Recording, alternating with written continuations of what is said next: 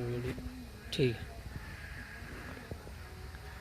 جی، اس وقت ہم موجود ہیں آپارا کے نزدیک واقع روز اینڈ جیسمین گارڈن میں، اور عموماً ہوتا یہ ہے کہ سنڈے کے دن یہ پارک جو ہے وہ کھچا کچ بھرا ہوتا ہے، بچے کھیل رہے ہوتے ہیں، خواتین یہاں پہ جو بڑی تعداد میں آتی ہیں، مرد یہاں پہ آتے ہیں، کھانے کھائے جا رہے ہوتے ہیں۔ لیکن بتانا یہ تھا کہ شدید سردیوں کی جو لہر آئی ہے، اس لہر کی وجہ سے لوگ جو ہے نا وہ گھروں تک محدود ہو گئے ہیں، اور اب ہم دیکھتے ہیں کہ بڑی تعداد جو ہے وہ اب لنڈا بازار میں، مارکیٹس میں ہمیں نظر آتی ہیں، لیکن یہاں پہ پارک جو ہے وہ سنسان نظر آ رہے ہیں۔ آپ دیکھ سکتے ہیں، اگر میرے عمر دکھا سکے کیمرہ مین، کہ یہ صورتحال ہے کہ دیکھ سکتے ہیں ویران لگا ہوا ہے پورا پارک جو ہے نا۔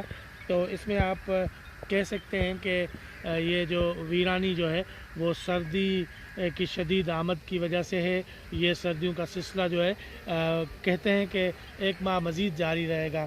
تو اس حوالے سے بتانا یہ تھا کہ اسلام آباد میں شدید سردی ہے، اور سردی کی وجہ سے اسلام آباد کی جو پارکس ہیں وہ پارکس اس وقت ہمیں ویران نظر آتے ہیں۔ دوسری جانب اگر ہم لنڈا بازار دیکھیں، اتوار بازار کا جو سنڈے بازار کا جو لنڈا مارکیٹ ہے، اس کے بعد یہاں پہ لاتعداد بازار لگتے ہیں، وہاں پر ہمیں لنڈا مارکیٹس میں رش نظر آتی ہے۔